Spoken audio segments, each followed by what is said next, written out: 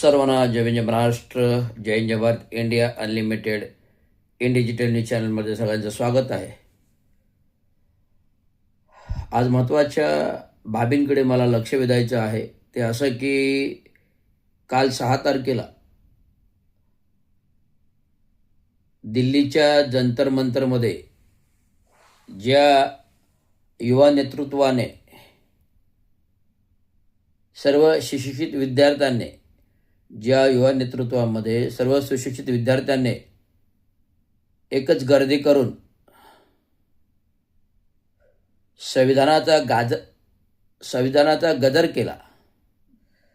संविधानाचा गदर केला म्हणजे अभिजित दीपके ह्याने अमेरिकेतून जी काय सोशल मीडिया चळवळ चालू केली ती मिलियनपर्यंत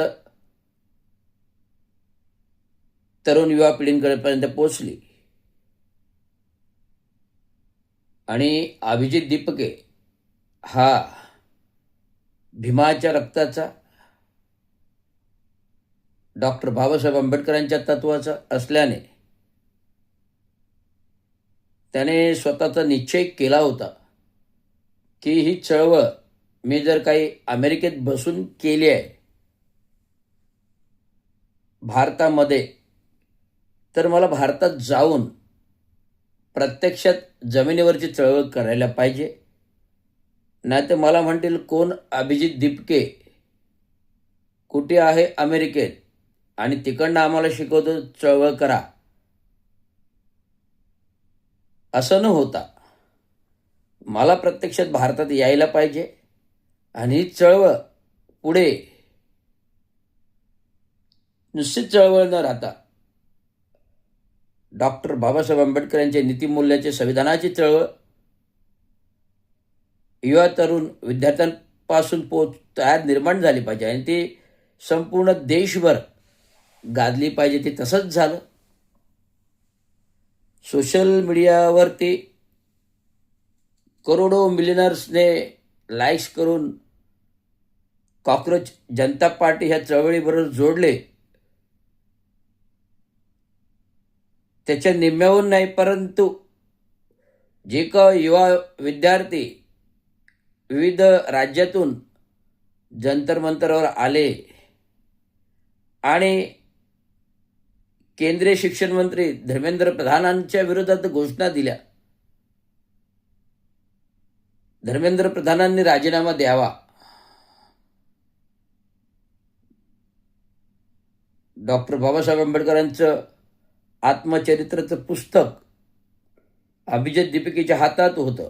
एअरपोर्टपासून ते पोलिसांपर्यंत जाईपर्यंत परवानगीसाठी त्यांना पोलिसांनी परवानगी दिली. स्वाक्षरीने सहीचं पत्र मी पाहिलं. ते पत्र मीडियावरचं मी स्क्रीनशॉटने घेऊन सेव्ह करून ठेवलं. कारण कोणतीही चळवळीला ही संविधानिक घटनेनुसार, शासन मंत्रालयानुसार, कायद्यानुसार परवानगी लागते आणि ती पोलिसांनी परवानगी सकाळी 10 ते 5 वाजेपर्यंत दिली. त्याप्रमाणे जंतर मंतरवरील चळवळ झाली. तर ह्या चळवळीबद्दल अनेकांचे विश्लेषण येऊ लागले. अनेक विद्वान लोक ह्या तरुण युवा पिढीबरोबर जोडू लागले. देश पातळीवरच्या महाराष्ट्रातीलही, पंजाबमधीलही, UP-मधीलही, हरियाणामधीलही, राजस्थानमधीलही अनेकांनी या चळवळीवर जोडले आणि काही सिने कलावंतही त्यांनी आपल्या भावना व्यक्त केल्या. ह्या चळवळीबरोबर आम्ही आहोत, सपोर्ट आहे. आणि मी सुद्धा एक कामगार नेता, युनियन लीडर, प्रत्यक्ष जमिनीवर लढतो, अर्धनग्न आंदोलने करतो, उपोषण करतो, संप करतो, रस्त्यावर उतरून करतो. तर माझी संस्था रजिस्टर असल्यामुळे रजिस्टर संस्थेनं रजिस्टर परवानगी घेऊन करतो. त्यामुळे मी सुद्धा या अभिजित दीपकेच्या या कॉक्रोच जनता पार्टीच्या चळवळीला मी सलाम ठोकला आहे की तरुण युवा पिढी शैक्षणिक धोरणाचा विरोध करण्यासाठी केंद्रीय मंत्र्यांचा शैक्षणिक धोरणाबाबतचा निषेध करण्यासाठी ही युवा क्रांती जमली. 12 वर्षाच्या कार्यकालामध्ये जे 5-6 वेळा नीटचे पेपर फुटी प्रकरण झालं. BJPचे अंधभक्त जे अंधभक्त आहेत ते काय पोस्टिंग करतात. देश खतरे में है, देश खतरे में है, देश के खतरे से बड़ा ये नीट का परीक्षा है क्या, असे पोस्टिंग संसद खासदार कंगना रनावतने केलेले आहेत. देश खतरे में है, देश से बड़ा नीट एग्जाम है क्या. अरे नीट एग्जाम आहे का म्हणजे देशचं नीट एक्झाम म्हणजे देशाच्या तरुणांचं शैक्षणिक धोरण भविष्य आहे, म्हणून ते महत्त्वाचं आहे. देश खतरेमध्ये आहे. जेव्हा तरुण शिकेल तेव्हाच देश संकटातून बाहेर काढेल ना. तरुण शिकलाच नाही तर देश आलेला खतरा कसा काय निघेल. म्हणून तरुणांनी शिकले पाहिजे. म्हणून नीट एक्झाम ज्या होत आहेत त्यांचे पेपर फुटी प्रकरण झालं नाही पाहिजे. त्यासाठी धर्मेंद्र प्रधान यांनी केंद्रीय मंत्रिपदाचा राजीनामा द्यायला पाहिजे, अशा मागण्या होत्या. आता महाराष्ट्रामध्ये कुठेही कोणतीही गोष्ट घडली तर देवेंद्रनी नाही बोललं त्याच्यावर त्याला कसं देवेंद्र काय म्हणणार.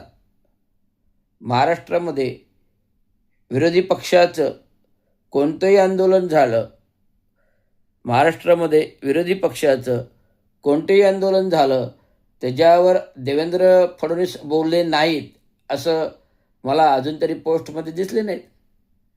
आजच्या पोस्टिंगमध्ये काल जे काही कॉक्रोच जनता पार्टीच्या चळवळीचं शिक्षण मंत्र्याच्या विरोधात जे काही आंदोलन झालं त्या आंदोलनामध्ये आज जे काही पोस्टिंग देवेंद्र फडणवीसनी केलेलं आहे की काल कॉक्रोच जनता पार्टीचं चळवळीचं जे काही आंदोलन त्याच्या मला कुठे देशहित दिसलं नाही, कुठले संविधानाचं देशहित दिसलं नाही, तर अराजकता होती असं विधान देवेंद्र फडणवीस राज्याचे मुख्यमंत्री यांनी केलं. आणि त्यात अजून एक त्यांच्या पत्नी ज्या संस्कृती जपतायत, संस्कार जपतायत, अंगातील वस्त्र लज्जा येईल असेपर्यंत वापरायचे, राज्याबरोबर फिरायचं, विविध चित्रपट तारकांबरोबर शूटिंग करायचं, पोस्टिंग करायचं, सोशल मीडियावर पोस्ट करायचं आणि हजारो राज्यातील पब्लिक त्याच्यावर ट्रोल करत राहणार. अशा राज्याच्या आत्तापर्यंत झालेल्या 12 मुख्यमंत्र्यांच्या, तुम्ही 12वे 11 मुख्यमंत्र्यांच्या कोणत्याही पत्नी असं प्रदर्शन करत सोशल मीडियावर झाल्या नाहीत. आदबशीर होत्या, घरेलू होत्या, आदबशीर होत्या, साडी डोक्यावर घेऊन होत्या. परंतु आत्ताचे मुख्यमंत्र्यांच्या पत्नी, धर्मपत्नी, ज्या संपूर्ण गावभर राज्यभर फिरून आपलं प्रदर्शन करत होत्या, लोकांना पोस्टिंग करून दाखवत होत्या, त्यांनी कालच्या कॉक्रोच जनता पार्टीच्या आंदोलनावर, चळवळीवर हे देशहिताचं आंदोलन नव्हतं तर ती अराजकता होती असं आपल्या पतिदेवचा कित्ता रेग गिरवत आज राज्याचे मुख्यमंत्री, भले ईव्हीएम हॅकिंग करून ईव्हीएम मशीन आले, मुख्यमंत्री पदावरची शपथ घेतली, त्यांना बोलायचा अधिकार आहे. पत्नी कोण? पत्नीने संविधानिक शपथ घेतली का बोलण्याची? व्यक्ती स्वतंत्र बोलायचं आहे. पण त्यांनी कॉक्रोच जनता पार्टीची चळवळ ही संविधानिक चळवळ होती, डॉक्टर बाबासाहेब आंबेडकर यांच्या विचाराची चळवळ होती आणि शैक्षणिक धोरण जे धर्मेंद्र प्रधानांचा राजीनामा मागण्याची चळवळ होती ती अगदी चळवळ बरोबर होती. तर अशा प्रकारचं एक प्लॅटफॉर्म कॉक्रोच जनता पार्टीच्या नावाने घेऊन जे काय वादळ उठलं त्याच्यावर केंद्रीय बीजेपी मंत्रिमंडळाचं एवढं तणाव निर्माण झालं, एवढी फाटली. भारतीय जनता पार्टी RSS संघाची एवढी फाटली की कॉक्रोच जनता पार्टीची चळवळ कोम्बिंग ऑपरेशन करायचं, या बाजूने चारी बाजूने तटबंद्या लावल्या, रस्ते बंद केले, जंतर मंतर येणारे जंतर मंतरकडे येणारे रस्तेच बंद केले होते. परंतु पोलिसांच्या परवानगीनंतर युवा पिढी जंतर मंतरकडे येऊ लागल्या आणि आंदोलन त्यांनी यशस्वी केलं. 5 वाजेपर्यंत वेळ दिली होती. त्यामुळे देवेंद्र फडणवीसांचा हा इशारा आहे. ही युवा पिढीची चळवळ हीच खरी पुढे क्रांतीची चळवळ होईल, हे लक्षात घ्या. युवा पिढीची चळवळ, युवा पिढीची चळवळ, युवा पिढीची चळवळ हीच पुढे आंदोलन जनक्रांतीची चळवळ होईल. आणि तुमच्या सरकारला, केंद्रातील सरकारला पाय उतारे व्हावं लागेल, जे एफटीएम फाईलमध्ये अडकलेलं आहे. आणि महाराष्ट्रातील राज्याच्या सरकारलाही पाय उतारायला लागेल, जे अशोक खरात कॅप्टनच्या फाईलमध्ये अडकलेले आहे, EVM हॅकिंगमध्ये अडकलेले आहे, विविध टक्केवारी घोटाळ्यामध्ये अडकलेले आहे. आणि कॅप्टन खरातांच्या सेक्स स्कॅन्डलमध्ये 39 आमदार तर अडकलेले आहेत. संविधानिक विधानभवनामध्ये निवेदन झालीत विविध आमदारांची त्याच्यावरती, की जवळजवळ 39 आमदार ह्या कॅप्टन खरातांच्या जे काही केस झाले, अटक झाली, त्याच्यासोबत ते आलेले आहेत. त्यामुळे देवेंद्र फडणवीसने न बोललेलं बरं आहे. तुम्ही 27 तारखेच्या मार्च महिन्याच्या 27 तारखेच्या शेवटच्या दिवशीच्या विधानसभेतील विधिमंडळातील भाषणामध्ये जे निवेदन वाचलं, त्या निवेदनामध्ये तुम्ही निवेदन वाचलं नसतं तर परवडलं असं. कारण ज्या पीडित महिला होत्या त्यांच्यावर तुम्ही बलात्कार केला एक प्रकारचं निवेदन वाचून, की पोटावर बोटं फिरवली आणि कुठे कुठे बोटं घातली, असं तुम्ही वक्तव्य 288 आमदारांसमोर विधिमंडळात केलं. हाच तो बलात्कार आहे महिलाचा. मी आता राष्ट्रपती आयोगाकडे तक्रार करतोय. मुख्यमंत्री देवेंद्र फडणवीसांची की त्यांनी पीडित महिलांचा लैंगिक बलात्कार केलेला आहे, जो विधिमंडळामध्ये त्याने बोलून बाहेर जे काही अशोक खराते कॅप्टनने केलं तेच कित्ता देवेंद्र फडणवीसने निवेदनाद्वारे बोलून केलं. त्यामुळे हे कुठे विदारक आहे, महिलांची मानहानी आहे आणि त्याला राष्ट्रीय महिला आयोगाकडे गुन्हा बनतो, हे तुम्हाला मी सांगतोय. एवढंच सांगायचं नाही आहे तर अजून भरपूर काही बोलण्यासारखं आहे. हे सरकार, जे सरकार ह्याला खरं म्हणजे बरखास्त करायला पाहिजे. कॅप्टन खरात जी काही केस झाली, हे सगळे उपमुख्यमंत्री एकनाथराव शिंदे आले, देवेंद्र फडणवीस आले, अमित शाह आले, बच्चू कडू आले, विखे पाटील आले, अजून कोकणातले ते एकनाथ शिंदेचे जे काय बोलले ना, मी एकटाच थोडी गेलो आहे, असे बरेच जण जाऊन आले. माझंच नाव काय येतोय, जे कोकणातले कोण होते, मंत्री होते, आता नाही आहेत,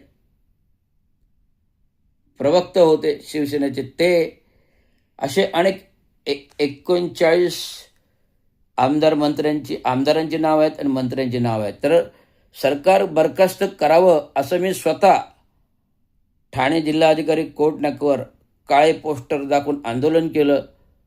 जिल्हाधिकाऱ्याला पत्र दिलं की हे पत्र राष्ट्रपतीला पाठवा, एक पत्र राज्यपालाला पाठवा, एक पत्र राष्ट्रपतीला पाठवा, एक पत्र राज्यपालाला पाठवा आणि सरकार बरखास्त करा असं निवेदन, आंदोलन मी स्वतः केलं होतं आणि पुन्हा करण्याची वेळ आता आलेली आहे. त्यामुळे रवींद्र चांगो शिंदे संविधानिक मार्गाने तर डॉक्टर बाबासाहेब आंबेडकरांनी मार्गाने, जो डॉक्टर बाबासाहेब आंबेडकर चळवळीच्या मार्गाने आंदोलन करतो त्याला रविराज, अध्यक्ष महाराष्ट्र ऑल इंडिया कामगार सेना, महाराष्ट्र म्युनिसिपल कर्मचारी युनियन, महाराष्ट्र अभियंता असोसिएशन युनियन, स्टेम प्राधिकरण युनियन, परिवर्तन कामगार सेना, महाराष्ट्र एसटी महामंडळ कर्मचारी युनियन, महाराष्ट्र पोलीस कर्मचारी युनियन, महाराष्ट्र राज्य परिवर्तन कामगार सेना नाशिक, पॅंथर, जय भीम आर्मी, महाराष्ट्राचा सिंह, भारताचा महाराष्ट्राचा रक्षक, भारताचा रक्षक, कायद्याचा रक्षक, संविधानाचा रक्षक, आरक्षणाचा रक्षक आणि राष्ट्रीय अध्यक्ष स्वतंत्र मजूर पक्ष इंडिपेंडंट लेबर पार्टी, स्थापना 15 ऑगस्ट 1936, पुनर्स्थापना 15 ऑगस्ट 2025. येणाऱ्या पुढील 3 वर्षातील निवडणुकांची विधानसभेची तयारी मी करत आहे.